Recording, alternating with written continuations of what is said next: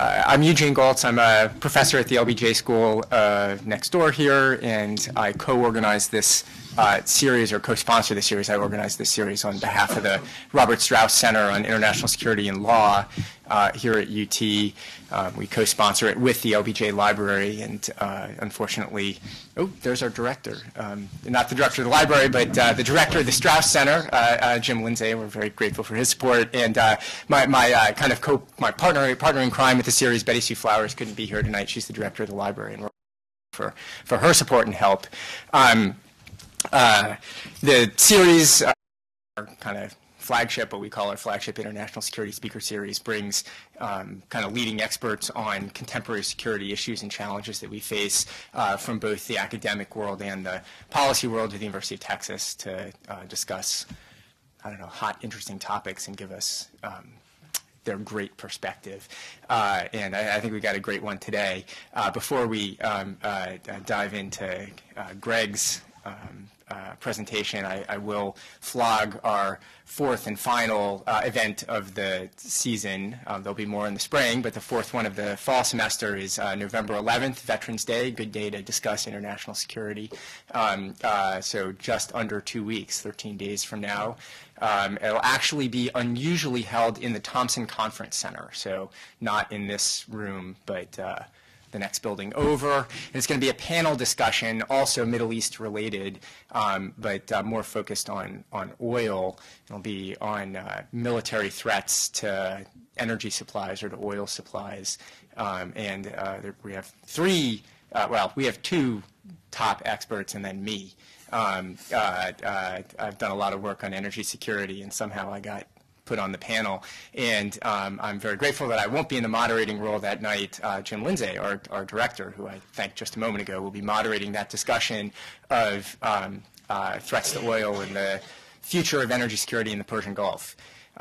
So it should be a really interesting discussion. We have people from different perspectives, and we hope it'll be a kind of dynamic, part discussion, part debate, kind of engaging time. So November 11th. Tonight, though,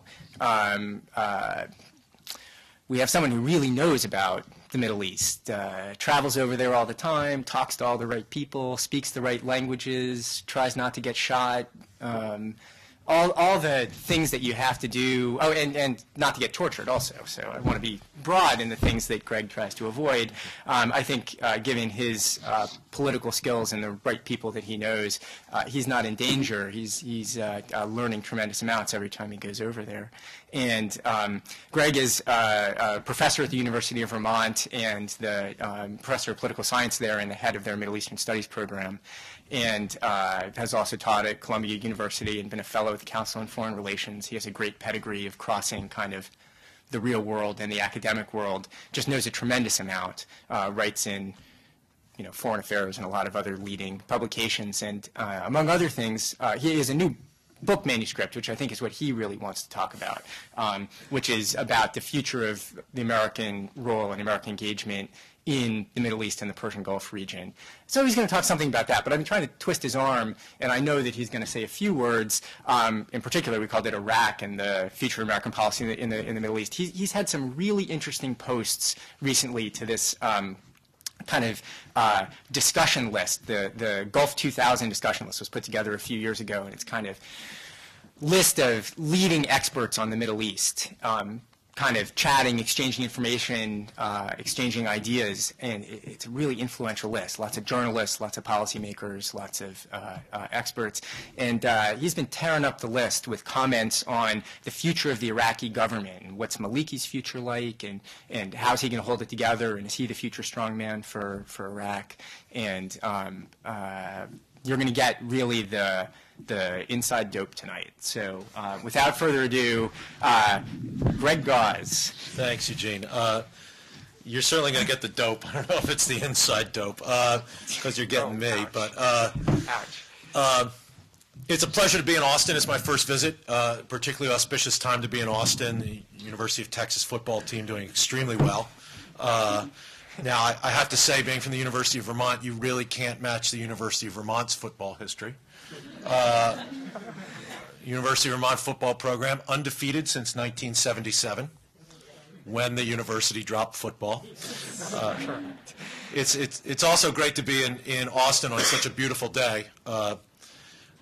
It's snowing back home in Vermont. A little early for us, but I had to say that the chance to come to Austin was extremely attractive. The invitation to speak at the Strauss Center and here at the Johnson Library was a great honor, but the chance to be outside of Vermont for the first snowstorm of the season was priceless. So thanks very much for coming. What I want to do is look at three important decisions regarding Iraq that the next president is going to have to face almost immediately upon taking office. And these aren't the big questions. These are actually smaller questions, I think, but will in many ways define where the next administration is going to go on Iraq. And so I think that there are three questions that are worth watching because they are going to come up, I think, pretty quickly. Those three questions are withdraw to where, and I'll tell you why I don't think that it's a question of withdrawal or not withdrawal. The question is withdraw to where. Two, what's our relationship going to be with the Kurdish, with our Kurdish clients in the Kurdish regional government, the group in Iraq with whom we have the closest relationship. And three, the question of whether the United States should back Prime Minister Maliki, who has been a client of the United States. He's Prime Minister largely because of American policy. Should we back his efforts for what I see as his increasing efforts to become the strongman of Iraqi politics?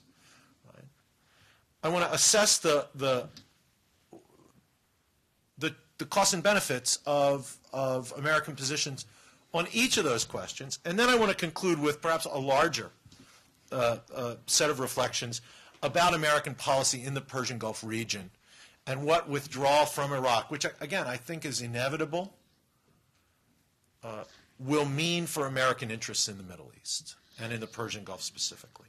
So to begin with these three immediate questions. Withdraw to where? Why has Iraq dropped off the radar screen in the campaign? I mean, I thought Iraq was going to be an incredibly important and central element of the debate between Senator McCain and Senator Obama. It certainly was shaping up to be that. Now, I mean, there are the obvious reasons why it dropped off the radar screen. I mean, the largest financial crisis since the Great Depression will tend to drive other issues off the screen. But I also think that one of the reasons that we don't hear that much about Iraq in this campaign is that, in fact, the Bush administration has pretty much decided the issue and decided it in favor of a timetable for withdrawal. Right? There is quite a bit of debate about whether this status of forces agreement, this security agreement, which the Bush administration has negotiated with the Maliki government, will get through the Iraqi parliament and will be approved in Iraq. And I'll talk about that in a minute. But I think that the underappreciated thing from the American side about this agreement is that the Bush administration, which for 5 years, 4.5 years since this war started, has said all along, we will set no timetables for the withdrawal of American forces from Iraq. We will make our judgment based on conditions and not upon timetables, has changed that policy. Right? The United States has basically agreed, right, that its forces will withdraw from Iraqi cities by the end of 2009. That's just a little over a year from now. And that American forces will withdraw from all of Iraq by the end of 2011. Right? Now, that's not exactly the Obama timetable of 16 months that he'd been talking about, but it's pretty close. Unless if the Bush administration has basically accepted a timetable that is pretty much what the Obama campaign has been putting forward.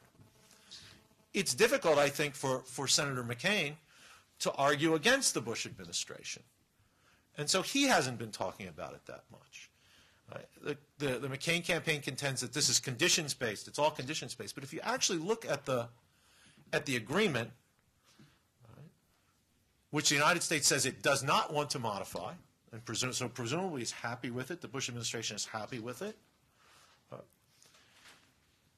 it basically gives the Iraqi government the right to ask the United States to stay longer if the Iraqi government thinks so, but doesn't give the United States side of the agreement the right to basically request a renegotiation or an elongation of the withdrawal period. Right? If this agreement goes through, we are tied in to this timetable for withdrawal. So for me, the question is not whether we leave or whether we stay. We're going. The question is, going to where?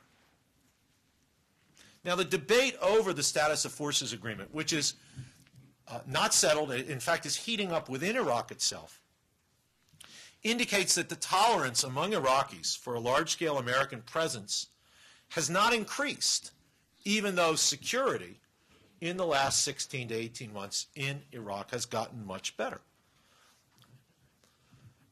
Despite the fact that all the relevant parties in the Iraqi equation agree that the Iraqi army is not ready to take over security responsibilities in the country, they all basically want the United States out, or at least they are not willing to publicly say in front of their constituents that they want the United States to stay. Only the Kurds are supportive of a longer scale American security presence, and only the Kurdish parties have come out unequivocally in favor of the security agreement as negotiated between the Maliki government and the Bush administration. But some of the parties that have been closest to the United States on the Arab side of the Iraqi equation have publicly rejected the agreement and called for major modifications. The Islamic Supreme Council of Iraq, which is Maliki's closest Shia ally within the Shia parliamentary bloc, a Shia organization which was founded in Iran, is very close to Iran, but also has been probably the most cooperative Iraqi political force, Arab political force in Iraq over the course of the war since 2003 and before with the United States. ISKI has demanded major modifications in the security agreement. The Sunni Awakenings, who have cooperated with the United States since their development, the end of 2006, in fighting al-Qaeda in Iraq, and have cooperated with the United States and been funded by the United States up until last month. A number of awakening leaders have said, we want the Americans to say, but they're not willing to support this security agreement. The major Sunni political parties are not willing to support the security agreement. And most ironically and most tellingly, Prime Minister Maliki, who negotiated the agreement, is now no longer willing to support it. Right? This is an agreement which he wanted to put his personal stamp on for reasons that I'll get to in a minute. But once he took it to the Iraqi public and to the Iraqi political class and saw the extent of opposition to it, he himself has backed away from his own agreement. I think this debate within Iraq over the status of forces agreement is an indicator that there's very little support in the Arab areas of Iraq for a continued American military stay there, despite the improvements on the security side in the last 18 months. So to me, the question is not withdrawal or not, it's where do we withdraw to, right? If the United States, in agreement with an Iraqi government, wants to leave a small training force in Iraq, I don't see that as a big political problem. That's something that the United States has agreements with numerous governments in the Middle East with. There's American military personnel in all sorts of countries in the Middle East, small numbers. And I don't think that would be a major problem for an Iraqi government. But does the American withdrawal involve leaving large-scale numbers of forces in Iraq to, quote-unquote, protect the borders of Iraq and to protect the airspace of Iraq, since Iraq does not have an air force? Well, if the United States does that, there's, I think, a political cost, because to do those jobs will require a force large enough to make a political mockery of the idea that we actually have withdrawn from Iraq. So the question, I think, if the United States wants to keep forces in Iraq in the context of this withdrawal, the only option is to withdraw to Kurdistan. And here, U.S. troops would be welcome. Right? The Kurdish regional government would be more than happy to house any number of American forces that the United States wishes to keep there. In fact, it's made it extremely clear that it would prefer that. It would prefer if the United States would open a military base or series of bases in the area under the control of the Kurdish regional government. Now that's a temptation, right? Somebody wants you to stay, it's very hard to leave, right? The military tends not to give up territory easily. The Kurds have an excellent lobby in Washington, which will argue very strongly that America has a moral commitment to protect the Kurdish area and that the United States has a strategic interest in maintaining troops in the Kurdish area. There will also be people who will argue that leaving troops in the Kurdish area of Iraq will give us leverage on Iran, will help prevent a Turkish-Kurdish crisis from developing, and that thus it's in America's interest to do that. But there are also real political costs to an American strategy that withdraws from Arab Iraq but stays in Kurdish Iraq. There is the Turkish issue. Turkey is a NATO ally. Turkey has a complicated relationship with the Kurdish regional government. On the one hand, the Turks oppose the idea of Kurdish independence. They oppose the idea that the Kurdish regional area will become, in fact, an independent state. They have repeatedly gone across the border into the Kurdish regional area from Turkey in hot pursuit of their own Kurdish separatist group, the PKK, the Kurdish Workers' Party, which is the Turkish manifestation of Kurdish nationalism. PKK does have bases in Iraqi Kurdistan. But the Turkish issue could probably be finessed. The Turkish government has also encouraged an interesting economic engagement with the Kurdish regional government. Turkish oil companies are looking for oil in Iraqi Kurdistan. Turkish contractors are building airports in the major cities in the Kurdish regional government. It's a policy of carrots and sticks that Ankara has been pursuing toward the Kurdish regional government, and I don't think that they want to take it over. I don't think they want to rule it. I don't think they want to absorb it. They would only go in, I think, if they thought the Kurds were actually going to secede from Iraq and declare independence. If the United States redeploys substantial amounts of its forces to the Kurdish area, Iran will certainly see that as hostile. And it will affect our ability to deal with Iran on a number of issues, including what happens in the rest of Iraq when we leave. And finally, and I think most importantly, if the United States stays in the Kurdish regional government with a substantial number of forces, it inevitably places us as a party to what will be, and I'm going to talk about this in a minute, growing conflicts between the Kurdish regional government and the Baghdad central government on a number of issues. If the United States has substantial military forces in the KRG, there's absolutely no way that we can avoid being a party to those internal disputes between Arabs and Kurds in Iraq. And I wonder if that's in our interests. Which brings me to the next question. How do we deal with the growing friction between our two major clients in Iraq, the Kurds, who have been our clients since 1991, since we defeated Saddam Hussein, and established a protected area for Kurds that has basically expanded into what is now the Kurdish regional government, between the Kurds and the Maliki government. There's increasing tensions between Baghdad and the KRG. These tensions have been kicked down the road so far for absolutely understandable reasons.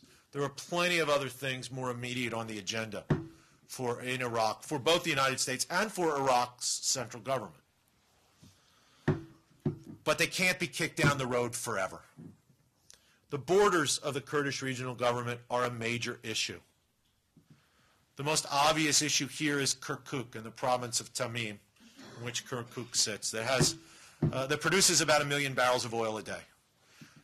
Kurds have claimed this area as part of the Kurdish regional government. Kurdish forces have basically occupied most of that province. The Kurds have said Kirkuk is our Jerusalem and we will not give it up.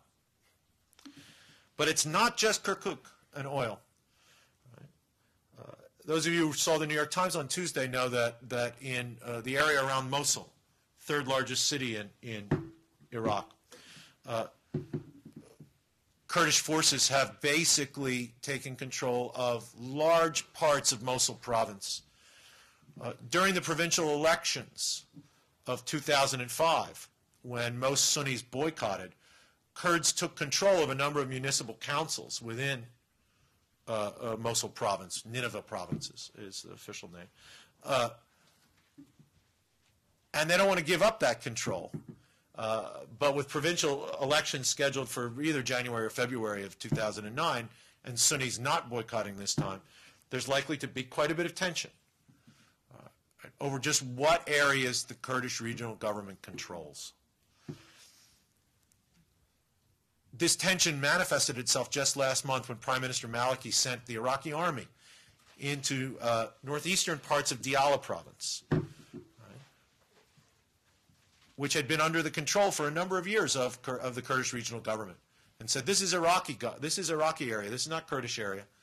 And there was actually a standoff between the Kurdish forces and Iraqi government forces that was only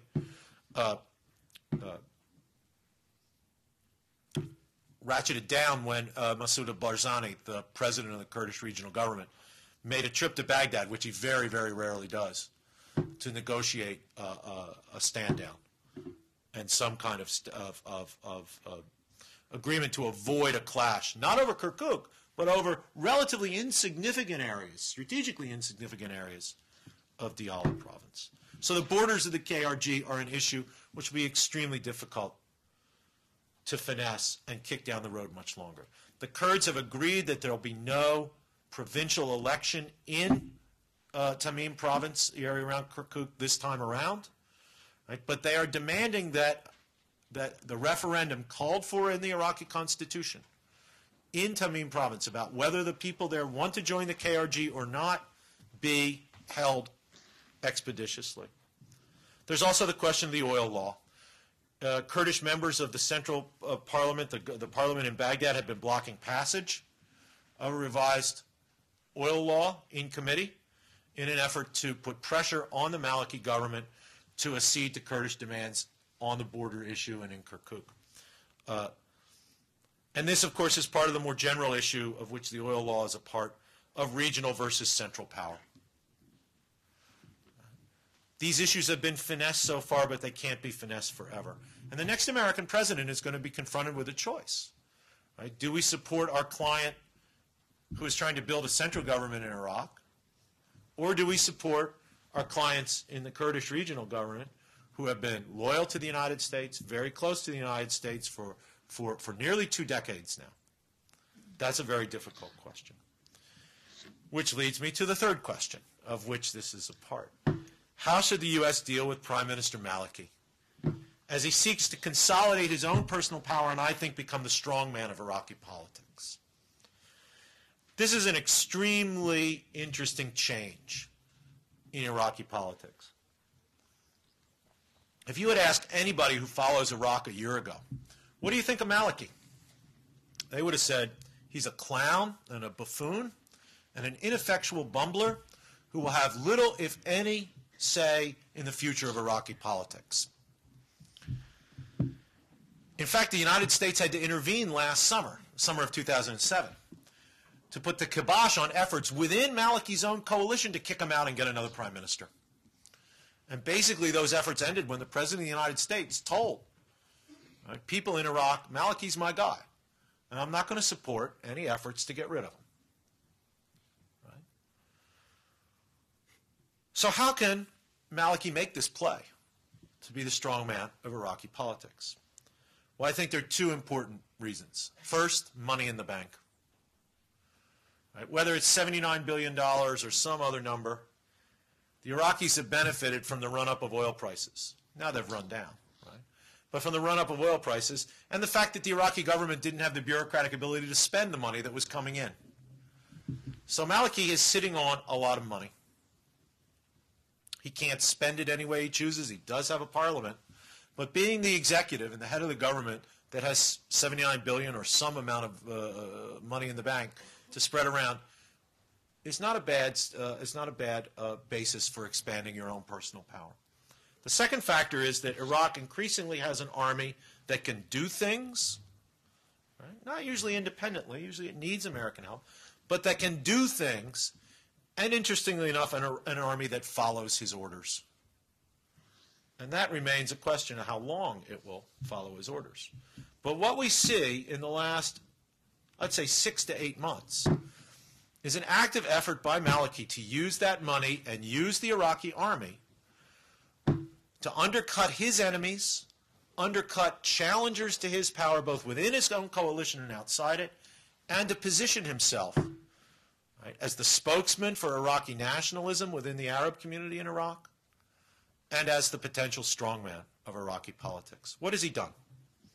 Well, in the summer, he moved against Sadrist forces in Basra. The Sadrists, the followers of Muqtada Sadr, who are probably the most serious challenge to Maliki's authority within the Shia Arab community. Sadr it's a long history. I don't want to bore you with the details. But Sadr emerged basically from nowhere, or at least for outside observers from nowhere, after the fall of Saddam Hussein's regime, and emerged as a leader of a very populist, mass-based, tending to be lower and lower middle-class Shia populist movement in Iraq. He joined with Maliki and the Islamic Supreme Council to form the United Iraqi Alliance, which the Shia bloc in the Iraqi parliament, which did well in the elections of 2005. But Sadr has since split with Maliki. His parliamentary group has withdrawn from the governing coalition. His cabinet ministers have left the government, and Sadr has taken up a position of opposition to Maliki. So, in the provincial elections, which are supposed to be held in January or February of this year, who is the biggest challenger to Maliki and ISKI for provincial control, for control of Shia-dominated provinces in Iraq? It's the Sadrists. So what has Maliki done? In the summer, he moved the army into Basra, concentrating the army's attack on Sadrist forces in Basra. It looked like this was going to be a disaster, but United States forces came, backed up the Iraqi army offensive. It succeeded and has reestablished Maliki's control to some extent in Basra, an area that had been basically outside of central government control. The army then conducted operations in Maysan province, which is just north of Basra on the Iranian border. It's interesting that Maysan was chosen. It's the only province in south and central Iraq in which the provincial government is under the control of the Sadrists. The army went in, arrested a number of the elected leaders of the province from the provincial council and the governor's office, and basically, at least in my view, has tried to break Sadrist control in Maysan. And the third use of the Iraqi army during this period of the summer and early, from late spring to early fall was an offensive into Sadr city itself in Baghdad. Sadr city, as the name indicates, has been, since the fall of Saddam Hussein's regime, the center of Sadr's populist Shia lower middle and lower class support. Now, in all these cases, the United States government, except the Maysan operation, the United States government supported the Maliki government's use of the armed forces, supported it logistically, supported it with air support, and supported it with ground troops as well. What else has Maliki been able to do in the last 6 or 7 months? Well, just this month, beginning of this month in October, the Maliki government has begun to take over the payment of Sunni Awakening Council militiamen from the United States. Right? These Awakening Councils are the local Sunni groups out in Anbar province and in Baghdad itself who turned against al-Qaeda, who decided to fight against al-Qaeda, who accepted American support, and the United States military presence in Iraq has been paying them. Right? You've all read in the papers, $300 a month. Right? $300 a month is what you get for being a fighter in the Awakening Councils. Now, I think the reason you always read that $300 a month figure is that the United States military authorities in Iraq wanted to make absolutely clear and transparent to the guys carrying the weapons that they were supposed to get $300 a month. Because, of course, we don't pay each one of them individually. We pay the leaders of these Awakening Councils. And as you know, that money who knows how much would have actually gotten down to the guys with the rifles if that hadn't been. But so $300 a month. Well, we don't pay that $300 a month, or we've begun to transition the payment of that $300 a month from the U.S. military paying these guys to the Iraqi government paying these guys. That means Mr. Maliki paying the Sunni awakening forces. That's problematic. Mr. Maliki has said all along that he does not support these awakening councils, that the only armed forces in Iraq have to be the armed forces of the state of Iraq. At the time that the United States began transitioning, the payment of these guys over to the Iraqi government, the Maliki government arrested a number of the leaders of awakening councils, just to let them know who was in charge. The Maliki government has said that its plan is to transition these guys in these Sunni awakening council militias into the Iraqi government. They want to be transitioned into the police and the military. He said no. Basically, he said 20% of you will be transitioned into the police and the military. Most of that has already happened in Anbar province. He said the guys in Baghdad, no, you're not going to get into the police and the military. We might find you a job in the health ministry or the water ministry or something. They're worried that they're not going to get paid. They're worried that they're going to lose their guns. And they're worried that this government, dominated by Shia Arab leaders and parties, will not give them what they think their political voice should be in the government. Third thing that Maliki has done recently to try to bolster his personal control. He's tried to undercut his Shia allies in the Islamic Supreme Council of Iraq, ISKI. He's formed tribal and regional councils among the Shia that in some ways mirror the awakening councils on the Sunni Arab side. He's funding them with government money. The ISKI leadership says this is an effort to undercut us. This is an effort by Maliki to increase his personal power in the provinces, because his party, the Dawah party, is the smallest of the Shia parties. So Maliki, I think, is using these regional councils. They're called Majalis al-Asnad, support councils, as a way to contest with ISKI at the provincial level for control come these provincial elections. And the ISKI leadership has been very vocal in the fact that they see this as an effort by Maliki to undercut them. Just in the past few months, Maliki has taken a much more controversial, confrontational stand toward the Kurds. I mentioned that he set the Iraqi army up to the area in Diyala province called Khanaqin to confront Kurdish Peshmerga militias there.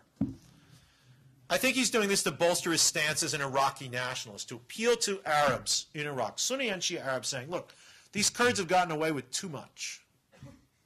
Right? And I am going to make sure that the central government of Iraq and Iraq's interests, that is to say, Arab interests in Iraq, don't get pushed around by the Kurds. And finally, about 3 months ago, Maliki fired the team that was negotiating the status of forces agreement with the United States. He didn't fire him. It was the foreign ministry team. And the foreign ministry, of course, is headed by a Kurd. He basically took the responsibility for negotiating the SOFA away from the foreign ministry and gave it to people in his own office. He wanted this to be his agreement.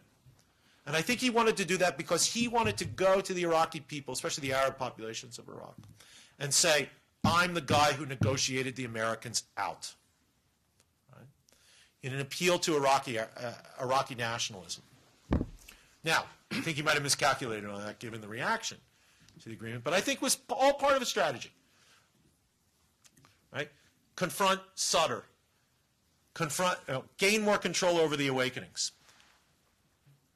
Develop an alternative to ISKI at the provincial level.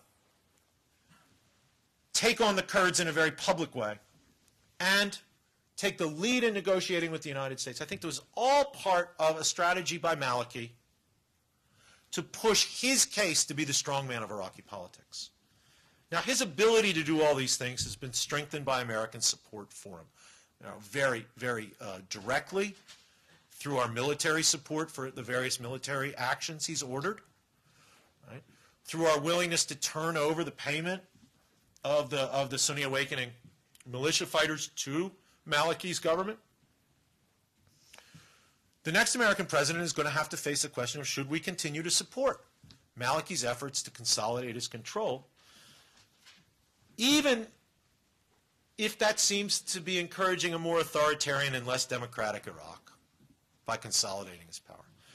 The provincial elections, again, scheduled for either January or February, the exact date's not set, will be a very interesting test of both Maliki's power, his willingness to play fast and loose with democratic rules, to use the instruments of the state to increase the vote of his allies in the provincial elections. And it will be an important test for a new American president. When faced with these provincial elections and with Maliki's efforts to consolidate control, will we continue to support him? So those are, I think, issues that are going to come up in the first months of the new administration.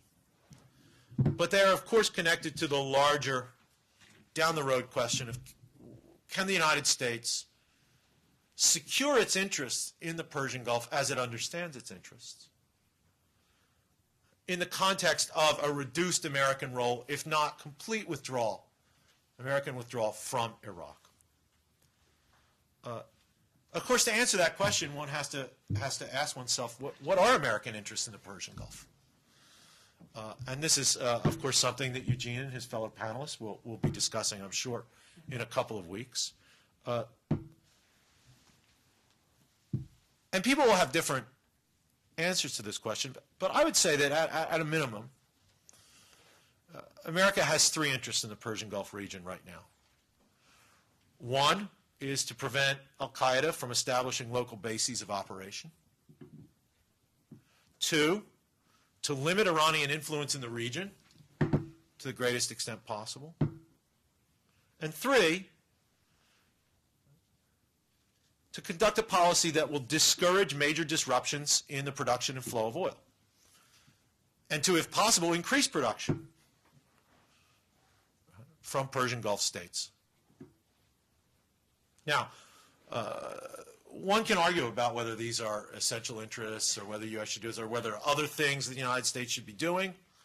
And we can certainly talk about that in question. I'm more than willing to entertain that these interests are neither the limit of what we should do or perhaps maybe they're more than many people think we should do. But they're my starting point for American interests in the Persian Gulf. So the question for me is, would a complete American withdrawal from Iraq harm those interests at all? Now, let me tell you what my assumption is here. As the United States withdraws from Iraq, I think there'll be more violence in Iraq. Right? The focus of Iraqi political factions and forces within the last 18 months has been intra-sectarian. That is to say, there's been a political and, at times, violent military fight among Sunni political factions and groups for domination within the Sunni Arab community of Iraq. There has been a political and, at times, military fight within Shia and among Shia political groups for who is going to be the dominant voice for Shia Arab politics in Iraq. Right? That's one of the reasons that we have seen inter-sectarian violence go down. Right? But that larger question of who is going to control Iraqi politics and how are the goodies of Iraqi politics going to be distributed remains out there. The struggle for power and control is not over. And as the United States recedes from the scene, I think it's inevitable that we're going to have some amount of violence as the various parties within the Sunni, Shia, and Kurdish communities and among those communities work that out. I don't know if that violence is going to be as horrid as the intersectarian fighting in 2006 was, in early 2007, with gangland-style assassinations, with 100 bodies turning up on the streets of Baghdad every day, every morning, with evidence of brutal torture. I don't know if it's going to be that bad. But I do think that there's going to be a shakeout that's going to involve some amount of violence. So I just presume that there will be increased violence within Iraq as the United States goes. Right? The question is, will that violence in Iraq spill over the borders and affect these larger interests that I just set out? Well, I think it's undoubtedly true that withdrawal from Iraq will, at least in the short run, harm some of those interests. Iranian influence in Iraq, already great, would increase in the short term. There's no question about that. And Iraqi oil production progress would be set back by increased violence domestically. However, I think some of the more extreme scenarios we've heard, which basically talk about violence either spilling out of Iraq into the region as a whole, or violence within Iraq drawing in regional powers into what would become a regional war, I think these kinds of scenarios are exaggerated. And I want to talk about why I think that. There are three elements to this argument that American withdrawal from Iraq will lead to greater regional violence. Not just violence in Iraq, but regional violence in the Middle East as a whole. First, that domestic violence in Iraq will spill over into bordering countries. Kurdish violence spilling over into Turkey. Iraqi refugee flows destabilizing Syria and Jordan. Sunni Shia tensions leading to domestic violence in Kuwait, Saudi Arabia, Bahrain.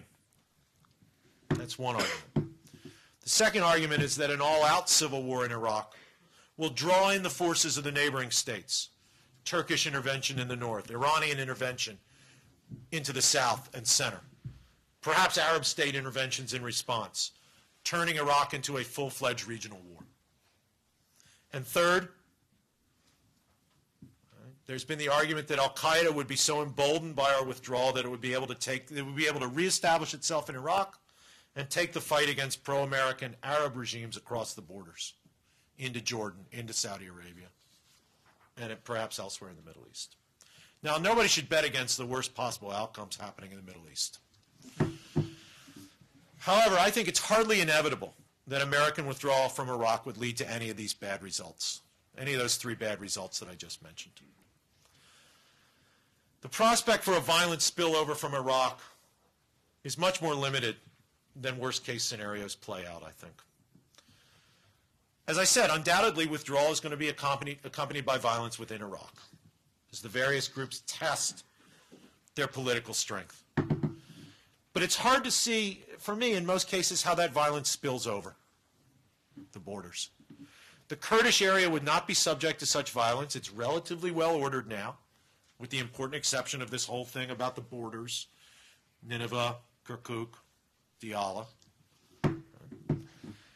The spillover prospects of violence from Kurdish Iraq into Turkey have a lot more to do with the status of the PKK in Iraqi Kurdistan than they have to do with violence in Iraq itself.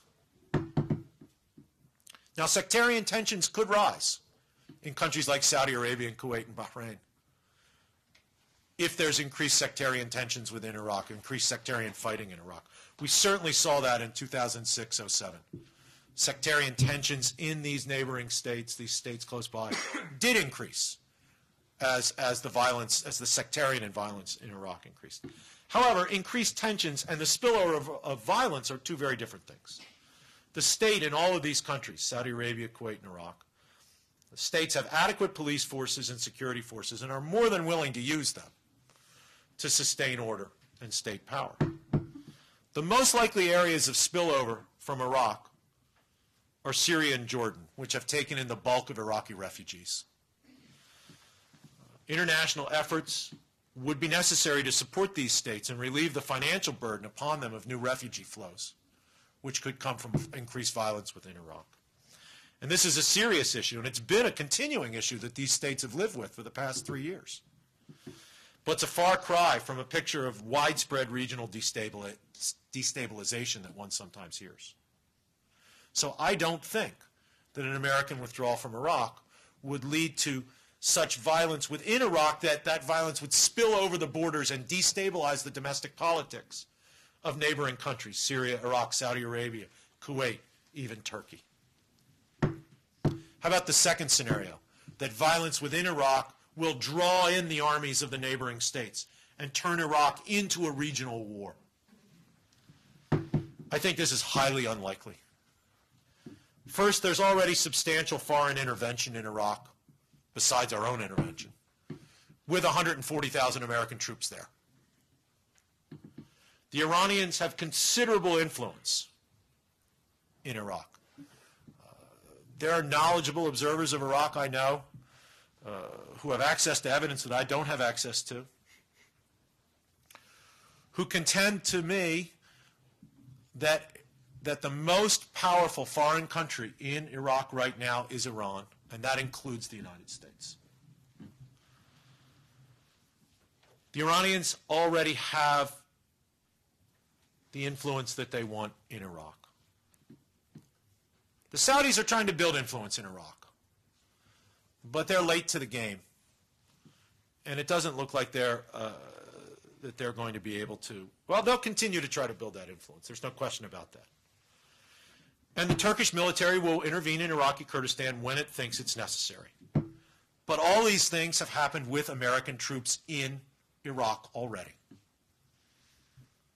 That will not change as American troops leave. Why won't the Iranians intervene militarily? I think it's because they already have what they want in Iraq. They have substantial influence with the Baghdad government. They have substantial influence with major actors in the south. Right? They have substantial influence with Kurdish parties in the north. The Iranians have what they want in Iraq. I don't think that they have necessarily the desire to intervene militarily because they have what they want. The Turks do not want to occupy Iraqi Kurdistan or annex it. Right? They have enough trouble with their own domestic Kurdish issues. They don't need more Kurds. Right? They will intervene, but their interventions will be short. They will be directed at the PKK. And unless Iraqi Kurdistan declares its full-fledged independence, the Kurdish government, the Turkish government has shown absolutely no inclination for any kind of large-scale military occupation of large swaths of Iraqi Kurdistan. The Saudi army is hardly capable of serious cross-border operations. And the occasional claim from Saudi analysts that that's an option in their back pocket should be seen as so much bluster and nothing more. Foreigners will play in Iraqi politics as long as Iraq is weak and Iraqi parties seek foreign support. Iraq is going to be a playing field, not a player in Arab politics, regional politics, for some years. But that's not something that's going to change whether the United States stays or goes. Foreigners are playing in Iraqi politics now with the American military there. They will continue to do so. But I don't think that they have the desire, in the case of Turkey or Iran, or the means, in the case of Saudi Arabia, to intervene in a direct, sustained military way that could lead to a wider regional war. Third, what about al-Qaeda? Will al-Qaeda claim victory from an American withdrawal from Iraq? Undoubtedly. Undoubtedly, they will. But do we want to give Osama bin Laden a veto over American policy? Right? Do we want to allow him to basically dictate where we will and will not have troops just by the fact that he claims a victory if we leave someplace? Making the fact that al-Qaeda will claim victory from an American withdrawal from Iraq, right, a fact over which we have no control, making that the reason to stay in Iraq gives Osama bin Laden a veto over American policy, and I cannot understand how that serves our interests. Now, if we had left in 2005, maybe you could make a good argument that al-Qaeda could really and on the ground claim a victory. Al-Qaeda was doing well in Iraq. It was able to actually secure tentative and tenuous control of some Iraqi cities in Anbar province. Right? The objection to withdrawal on the basis that this will benefit al-Qaeda and thus we can't do it would have been more compelling. However, thanks to the turn in Iraqi politics over the past 2 years, to the rise of the awakening movements, the turn in Iraqi Sunni Arab opinion against al-Qaeda, and to the military defeats that al-Qaeda has suffered in Anbar province and elsewhere, this objection to an American military withdrawal, I think, is much less cogent than it would have been 2 years ago. As long as Sunni Arab sentiment continues on its course, it's highly unlikely that a group as small as AQI, as Al-Qaeda in Iraq, will be able to achieve any major victories in the area. Bin Laden can claim what he wants. People in the region will see the results on the ground.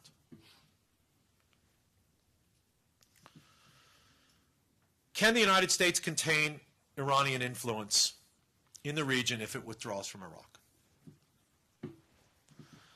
I think it can. First off, we know we're not leaving the region. We know we're not leaving the Persian Gulf. When we talk about withdrawal to where, right, even if the United States does not maintain forces even in Iraqi Kurdistan, which you've probably gotten from my analysis, I don't think it would be a good idea for the U.S. to do that. We're certainly not going to withdraw our entire military presence in the Persian Gulf. We have a military base in Kuwait. We have the home port to the Fifth Fleet in Bahrain. We have a large American Air Force base in Qatar. And we have supply depots where we pre-position equipment in both Kuwait and Qatar. We have access agreements to naval facilities and air bases in the United Arab Emirates and Iran and Oman. Not Iran, and Oman. We have military access agreements with Egypt and with Jordan. We have military cooperation with Saudi Arabia. The American military is not leaving the Gulf region or the Middle East if we leave Iraq. Secondly, this has undoubtedly been a period of the increase of Iranian influence in the Middle East. But true to form, right, the Middle East, whether you think it's a product of some kind of particular diplomatic culture or whether you think it's just good old-fashioned balance of power politics working, right? Regional blocking alliances are already forming to try to block the increase of Iranian influence in the region. And Iranians will have the Iranian government will have its own problems with Iraq. As we leave and Iran becomes the dominant, the acknowledged dominant foreign power in Iraq, it will have its own problems. It has played many sides of the street in Iraq. Right? I mentioned the splits within the Iraqi Shia Arab community, with the Sadrists looking at Maliki and Iski as competitors. Well, Iran is the patron of all those groups. How the Iranians deal with their own clients, I think, will be a very interesting thing, and I won't mind sitting back and watch them trying to do it. Finally, with oil prices going down, right, one of the major elements of Iranian political strength and influence in the Arab world, right, is lessened. Right? Iran has its own internal domestic economic and political problems. It will have elections for the presidency, right, in the fall of 2009, I believe. Whether Mr. Ahmadinejad wins or not is an open question. We could be looking at a very different Iran at the end of 2009. Not a completely different Iran, but an Iran at least with an elected president who might not have the same aggressive agenda that Ahmadinejad does. Iran's influence in the region is mostly with non-state actors. Right? Governments form blocking alliances against Iran. It's Hezbollah, Hamas, Iraqi Shia groups. These are the factions and the players with which Iran has the most influence. Now, that's not going to end, right, no matter what the United States does in Iraq. But a skillful American diplomacy could lessen Iran's advantage with those countries. And here I think that the central player is Syria. An effort to move Syria away from the Iranian alliance will lessen Iran's ability to influence events in Lebanon through Hezbollah. Not remove it, not destroy it, not eliminate it, but lessen it. And any kind of progress, of course, on the Arab-Israeli front will lessen Iran's influence within the Palestinian community, particularly if Hamas and the Palestinian Authority, Fatah, can be brought together into some kind of negotiating front, which is not an easy thing, and I'm not predicting it would happen. But there are efforts to do it, efforts being conducted by American allies, Egypt, Saudi Arabia. It will make it harder for Iran to manipulate Palestinian politics to advance its interests. Without a doubt, Iran is going to be a challenge to the United States. Iranian influence is substantial. Right? It comes through ideological affinities with groups like Hezbollah. It comes from the fact that Iran is now the only government in the Middle East taking an extremely hard-line rejectionist position on Israel. All the Arab governments are basically willing to deal with Israel. Some of them already have peace treaties with Israel. They're all on record as basically saying they're willing to accept a two-state solution to the Palestinian-Israeli struggle and follow that up with recognition of the State of Israel.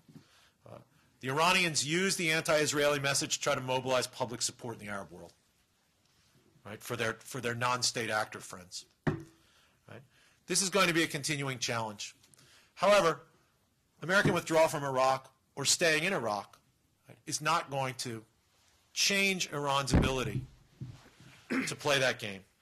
And as I said, with the reduction in oil prices and with a more sophisticated American diplomacy in the Middle East, accompanied by continued American military presence in the Gulf, just not in Iraq, I think that the United States can deal with the Iranian challenge, a challenge that is real but should not be exaggerated. And we can talk about the nuclear issue on the Iranian front if you want in questions, but that to me is something down the road. And again, I think it would be a mistake to exaggerate its immediacy or its long-term importance. So to conclude, I think that the next American president is going to face some very immediate choices on Iraq, right, regarding the question of how and where to withdraw, not the question whether to withdraw, but how and where. Even I believe a McCain administration is going to face that, you know, were a McCain administration to come to office. It's going to face important questions about the rising inability to avoid the political issues between Kurds and Arabs, between the Kurdish regional government and the central government in Baghdad, America's two clients in Iraq. And an American president will face increasing questions about whether the United States should, on the ground, with its military force and its political support, support the effort by Prime Minister Maliki to consolidate his personal control over Iraqi politics. The larger question of American strategic interests in the Persian Gulf, I think, can be managed, right, even if the United States no longer has a military presence in Iraq. Thank you.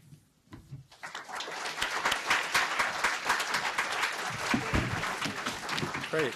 Well, thank you very much, Greg. I think, as I said in my introduction, you know a lot, and that's very clear. This is very, very helpful and very useful laying out of the facts. My guess is there are a bunch of questions. Take questions from the audience, and we'll go for a bit. Please. Yeah. Very quick question, Greg. You didn't discuss the other kind of thing that just sort of screams to be asked, the prospects of, whether it's Obama or whoever, having fruitful negotiations with Iran, given the other shared interest in addition to stability in Iraq, which of course is Afghanistan. Yeah, yeah. You know, I've seen the United States-Iranian relationship as being multifaceted and complex, and one can look at the history of just the recent history since 2001, since 9/11. Of U.S.-Iranian relations, and you can see a lot of missed opportunities that each side, the players on each side acknowledge. Right? Before 9/11, the Clinton administration did make an outreach to President Khatami, and Khatami basically, because of his own domestic political situation, said, "I don't want to touch that. It's a little too tough." And he subsequently said, "Boy, he's publicly said we missed an opportunity there." When the Clinton administration in the last year in office was giving signals that it wanted a more serious dialogue, public signals, we should have taken them up. In 2003, after the quick victory over Saddam Hussein and the overthrow of his regime, there were feelers from within Iran for a grand bargain. You've probably read about it. If you haven't, just Google Flint Leverett and Hillary Mann, who are the married couple who were served in the served in the Bush administration, NSC, who pushed this idea and have been writing about it. And now, of course, the Iranians, with the election of Ahmadinejad, have basically turned quite confrontational. But there has been common interest, and there has been some amount of cooperation on Afghanistan. U.S. and Iranian diplomats sat down in the 6+2 talks in Bonn. to help put together an Afghan government after the fall of after the overthrow of the Taliban by American military forces and Afghan opposition, and Iranian and American ambassadors occasionally sit down in Baghdad to talk about Iraq. So there's a lot of parallel interests. And it seems to me that if you can get over the domestic political sensitivities, in America, we have plenty to talk to about Iran, talk to Iran about. Now, the problem here is I don't think we have much leverage right now. But, you know, and this is following Tom Friedman, which I kind of hate to do since the Iraq War because I think he was all wrong about it. But you know, he's still right about some things. The fall of oil prices could give us, and this is what Friedman talked about today, the fall of oil prices could give us some leverage with Iran. And Iran at $140 a barrel is a lot more self-confident than an Iran at $65 a barrel. Right? And that might be the opening for a little bit of leverage to talk. And me, I'm happy to do a grand bargain with the Iranians. You know, the question of how one finesses the nuclear issue is a very, very difficult one. But I don't think it's beyond the wit of American diplomacy and Iranian diplomacy to find a way that both sides can accept, find a formula that both sides can accept. So no, me personally, I'm all in favor of it. I worry that with Ahmadinejad in office, it would be very difficult, both because I don't think he's particularly disposed to it, and because for a new American president to deal with Ahmadinejad, particularly if his name is Barack Hussein Obama, might elicit domestic problems for him at home.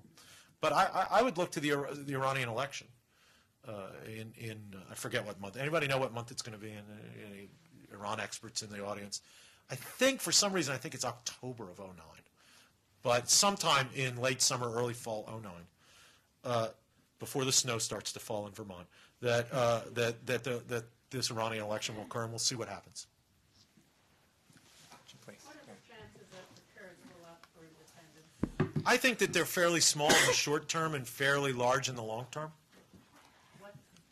I think it's right. The long term is once we leave, there are fewer restraints on the Kurds. Right. I think that if they rationally calculate the costs and benefits of the move, they won't do it, right? Because they've got a Turkish government that is dead set opposed to that, a Turkish government which invests a lot of money in the Kurdish area, a Turkish government which, if the Kurds actually do get the oil fields in Kirkuk, that pipeline goes through Turkey, right?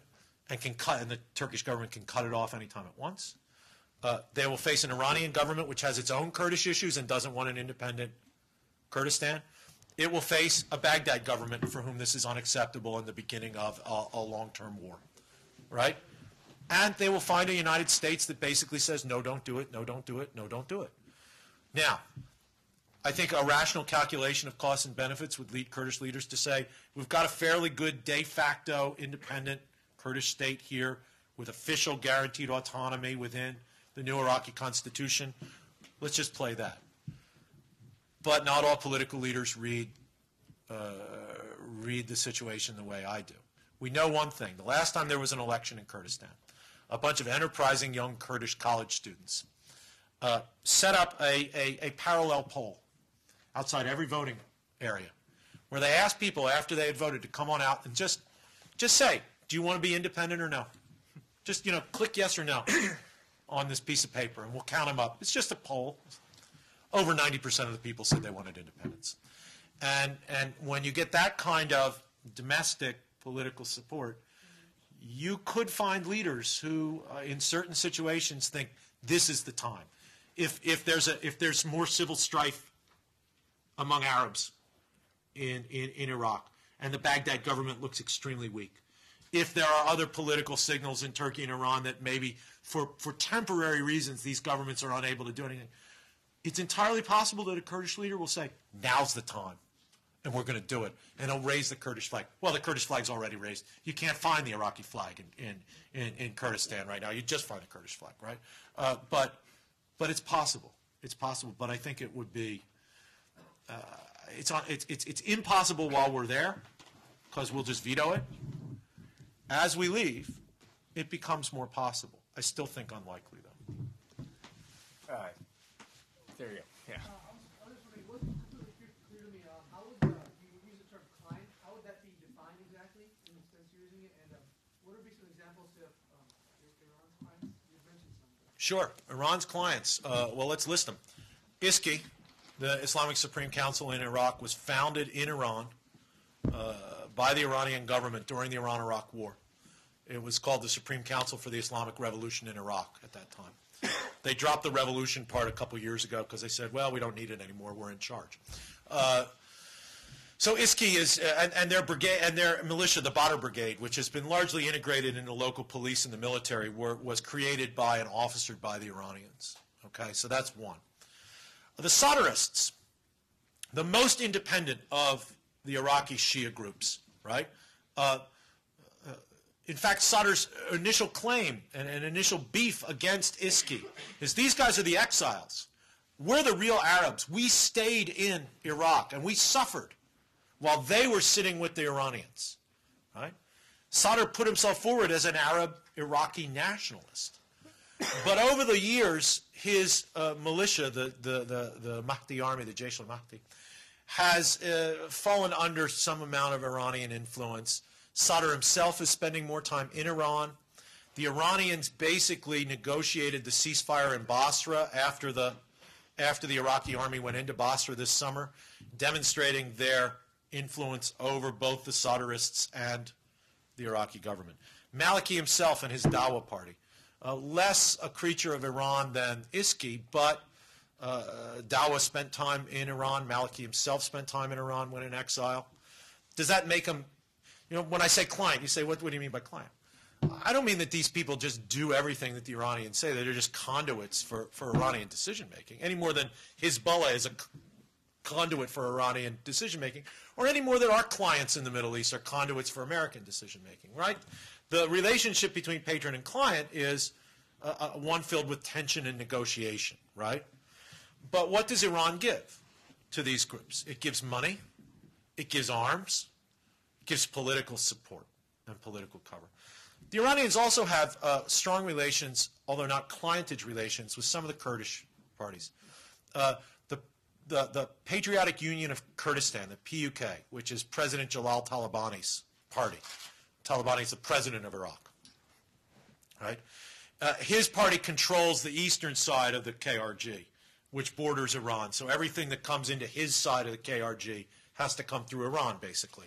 He's had a long-term and very friendly relationship with the Iranian government. Is he a client of Iran? No, he's not a client of Iran. But he considers Iranian policies and desires when he makes his decisions. Now, there have been accusations that the Iranians have also sponsored Sunni groups in attacks when Sunni groups were attacking the United States. I don't know how to evaluate those claims, frankly. They come from American sources that might have an interest in portraying Iran as even more nefarious than it already is for American interests. And I just don't know how to evaluate them. On the other hand, I can't rule that out either, right? I mean, the enemy of my enemy is my friend is an old American expression, but people in the Middle East do sometimes follow it too. Okay, so those are Iran's allies in Iraqi politics. Some of them I would define as clients. Clients are people who take money, take arms. In the front. So you suggested that Iraq or Maliki can maintain his central government and consolidate his power, maybe by granting the Kurds a degree of autonomy, maybe granting them power over Kirkuk. He can maintain the loyalty, at least in the short term. Yeah. He can maintain the loyalty of the Sunni by granting them these $300 grants to participate in the military, and then maybe later moving them into public sector jobs. But I guess my question is that's, of course, employing short-term proximate economic interest. How can Maliki go about building a really meaningful Iraqi national identity that transcends sectarian divisions? He can't. No individual can do that. That's a long-term project. I don't say it's impossible. Iraq, during the monarchical period and into the Republican period, had an extremely cosmopolitan, cross-sectarian, cross-ethnic elite. That elite was extremely thin, okay? But it was Iraqi. It intermarried across Arab-Kurdish lines and Sunni-Shia lines. It staffed up what many people considered the most effective and least corrupt bureaucracy in the Arab world. This is before sanctions, I think among Arab Iraqis there is a strong sense of being Iraqi. I don't think Arab Iraqis want, Shiistan in the south and Sunnistan in Anbar province. I think they want Iraq because they think of themselves as Iraqis. And so you can play on that. You can't really do it with the Kurds, but you can with Arab Iraqis. And so I don't doubt that's a possibility, but it's a long-term project. If you want to take steps in that direction, you're right. Paying off guys, with $300 a month, and that kind of stuff is all short-term. What Maliki would have to do is two things that seem contradictory. He would have to take a tougher line on the Kurds to consolidate Arab-Iraqi support, while keeping a line open to the Kurds saying, look, we can negotiate an agreement where you remain Iraqi but autonomous, right? So tougher line on the Kurds and a tougher line on the United States to consolidate some amount of personal support.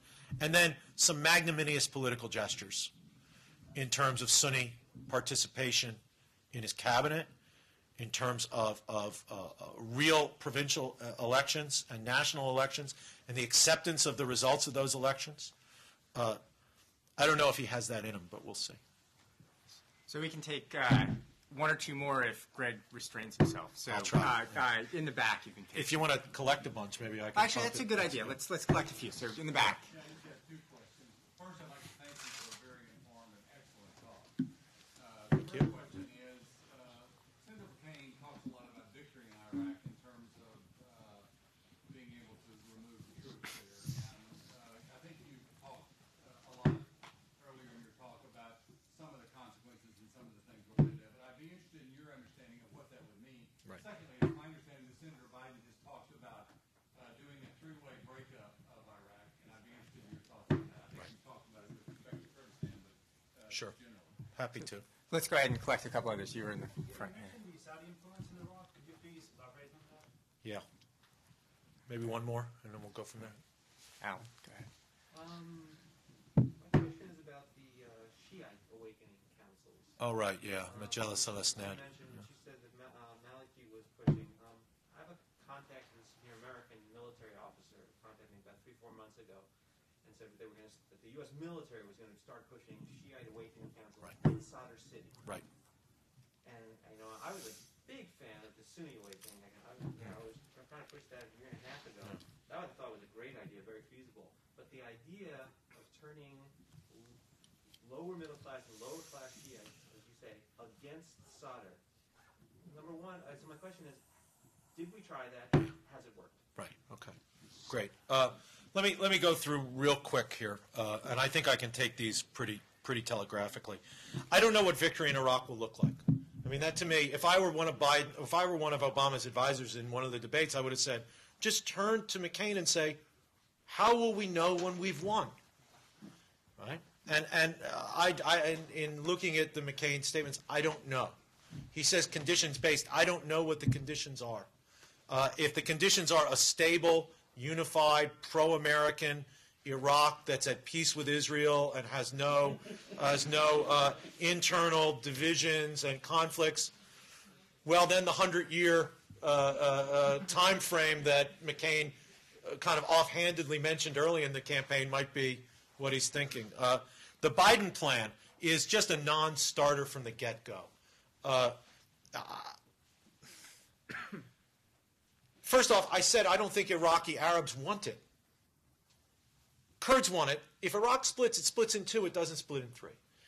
The Biden plan had absolutely nothing. What do you do with Baghdad, which is a quarter of the maybe a fifth of now the population of the country? What do you do with Baghdad? Where do you draw these borders for these for these self-governing regional areas? And finally, by the time Biden and Gelb came up with this plan, its time had already passed. If America wanted to do that, we could have done that in 2003. We could have. We had basically had carte blanche to redraw the map of Iraq any place. We could have had a new Sykes-Picot agreement. We could have, redrawn the borders of Iraq. Blah, blah, blah. We didn't. Once we said that once there was an elected Iraqi assembly, it's real hard for the United States to say, you have to do this even though you don't want to. Right? If they wanted to divide the country into three, they could vote on that. But they have no interest in doing it. So I just thought the Biden plan. You know what it was based on? You know what the Biden plan was based on? Completely based upon the experience of the Dayton Accords in Bosnia. It was just an effort to take, right, the precedent of Bosnia, which worked, okay, and stick it on Iraq. There's a good book by Ernie May called Thinking in Time about the use and misuse of historical analogies, and I would recommend that book to what might be Vice President Biden if he thinks that this is a good idea. Saudi influence. The Saudis, I think, have played a very weak hand in Iraq. Okay? They were hamstrung for the first 3.5 years of the American occupation of Iraq. Right? They didn't like the war. Right? They didn't like the increase of Shia Arab power in Iraq. And they didn't like the increase of Iranian influence in Iraq. But who's their natural ally? Their natural ally is the Sunni Arab community. And the Sunni Arab community was, the insurgency was killing Americans. And the Saudis had enough trouble in their relations with America post 9/11 that they weren't willing to get in Dutch with Washington by directly supporting people who were killing Americans every day, right? There was also the problem of the increasing role of Al-Qaeda in the Sunni Arab insurgency in Iraq, and we know lots of Saudis went over to fight in Iraq and blow themselves up in Iraq, right? But the Saudi government was having its own domestic problems with its own Al-Qaeda in the Arabian Peninsula, right, which was blowing things up in Saudi Arabia starting in 2003. And I think the Saudi regime realized, look, we've been playing with these Salafi groups for a long time, but it's not in our interest to see Al-Qaeda strengthened in Iraq, given the fact that Al-Qaeda is trying to overthrow us in Saudi Arabia. It wasn't until the end of 2006 that the Saudis said, we got to really take a different stance. And two things happened. One was the rise of the awakening movements, which the Saudis could deal with, right? Because these are good Sunni Arabs that aren't killing Americans, that America's cooperating with. Secondly, remember the congressional elections 2006, right? And the Baker-Hamilton report. The Saudis thought America was leaving Iraq, and they got panicked. Right? And they said, we got to build up our assets in Iraq. So these awakening councils are not creatures of the Saudis. The Saudis didn't create them. But the Saudis see them as avenues of influence, and they're trying to sustain their influence and build their influence with them. The Saudis also have influence with individual Iraqi politicians. They've been close to Iyad Alawi, the former prime minister, who got 9% of the vote in the last election. But Alawi, they gave him a bunch of money. That's true. Finally, the Shia awakening councils. The American plan, from what I understand, in Sadr City has gone nowhere, right? Because Sadrists don't want to cooperate, and Maliki is iffy about arming the Sadrists, right? He wants to disarm the Sadrists.